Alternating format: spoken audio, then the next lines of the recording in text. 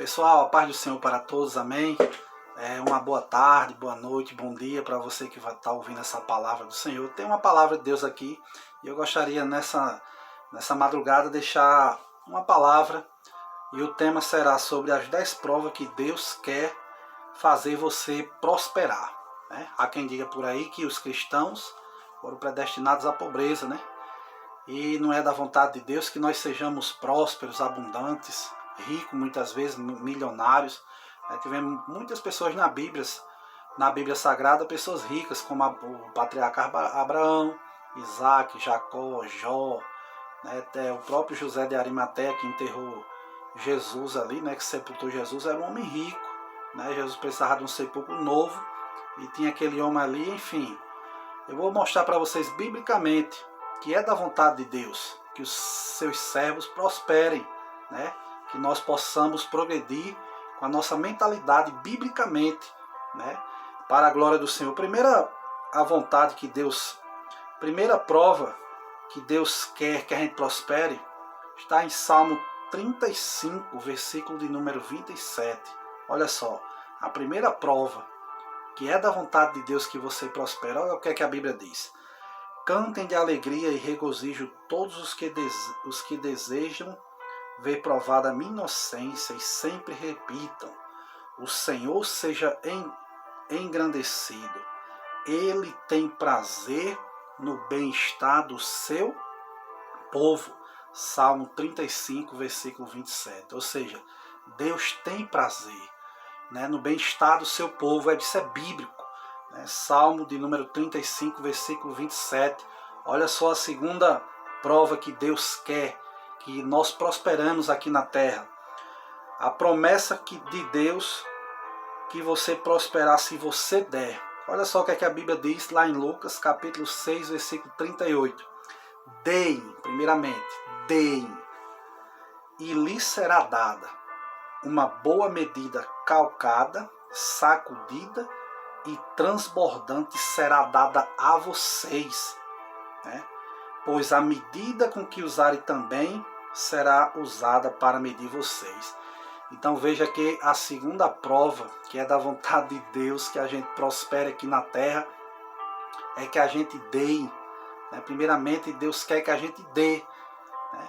E veja se não vai ser dada para a gente uma boa medida calcada, sacudida, né, transbordante, igual a pipoca, né? Quem já comeu pipoca no cinema, esse carrinho de pipoca, sabe que o rapaz bota pipoca, balança o saquinho ali, né? Depois ele coloca mais um pouco, balança de novo e depois ele coloca a última conchinha de pipoca e transborda, ou seja, uma medida calcada, sacudida e transbordante. É da vontade de Deus, é bíblico, Lucas 6:38, né? O terceiro ponto, o fato de você e a igreja prosperarem quando você dá o dízimo e a oferta. Malaquias 3:10, todo mundo conhece, né? A Bíblia diz: tragam os dízimos, né? Tragam os dízimos ao depósito do templo para que haja mantimento na minha casa e façam prova de mim. O único lugar na Bíblia que Deus manda a gente fazer prova dele é quando se dá o dízimo e a oferta, né? Existe alguns debates teológicos acerca de dízimo, de oferta, né? Paulo falou muito acerca das ofertas, mas esse não é o assunto aqui agora. Mas a verdade é que quando nós trazemos o dízimo para o Senhor, as ofertas na casa do Senhor, eu tinha um irmão na igreja que antigamente ele Júlio, aquele que trabalha para o Senhor, e a oferta e a abençoa a obra de Deus nunca vai ter prejuízo na vida.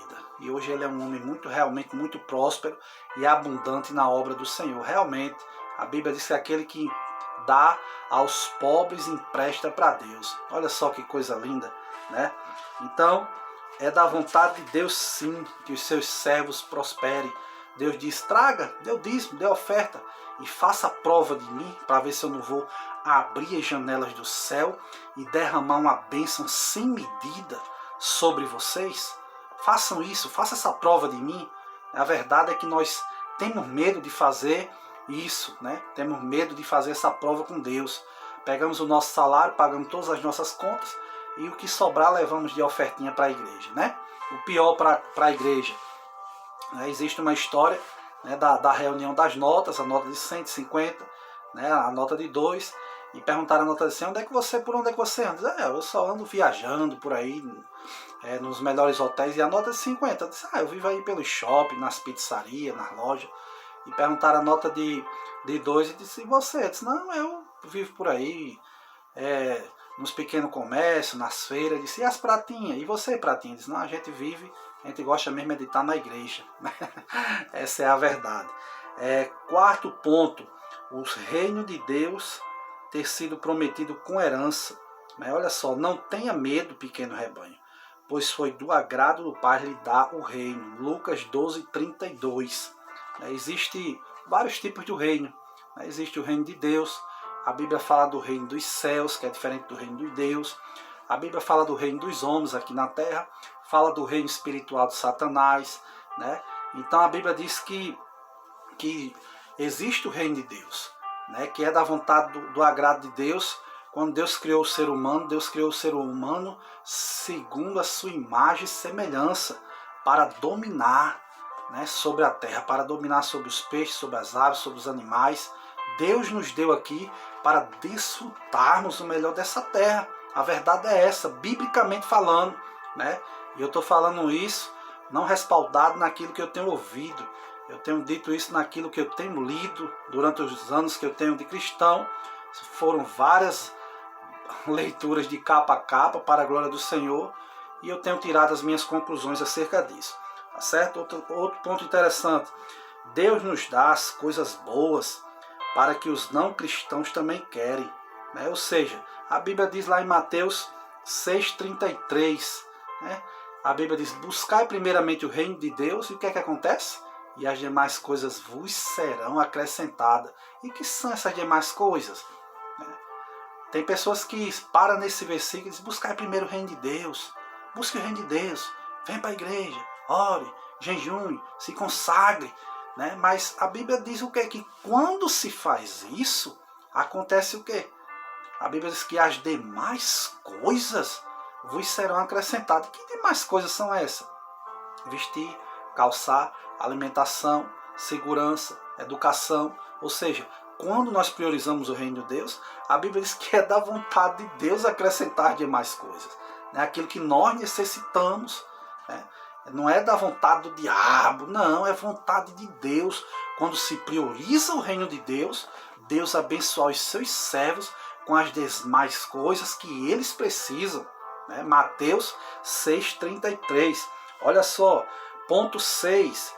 O Senhor supre as nossas necessidades. Olha só que coisa linda. O meu Deus suprirá todas. Veja que não é uma, não é duas, não é três, é uma coisa que não tem limites. Todas as necessidades de vocês, de acordo com as suas gloriosas riquezas em Cristo. Olha só que coisa maravilhosa. Olha só que coisa linda. E quem está dizendo que vai suprir todas as nossas necessidades, será que é só espiritual? Não. Todas elas, de ordem espiritual e ordem material também.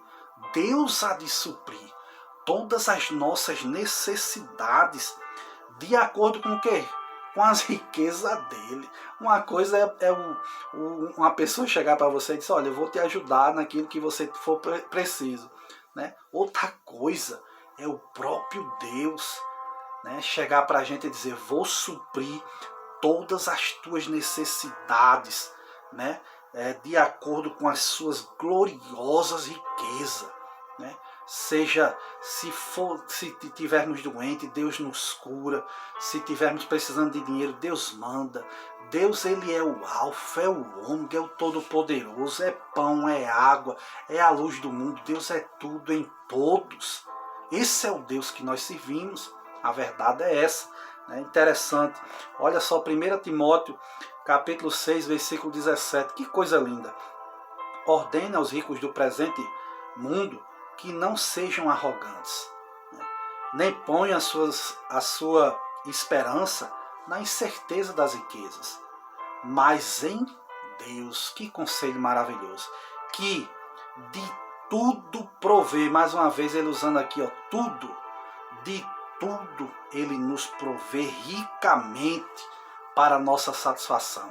É um belo conselho aqui de Paulo, dizendo, exortando a igreja para não depositar os ricos, não depositar a sua confiança nas riquezas, mas em quem? Em Deus, que dá tudo para os ricos, para os pobres também.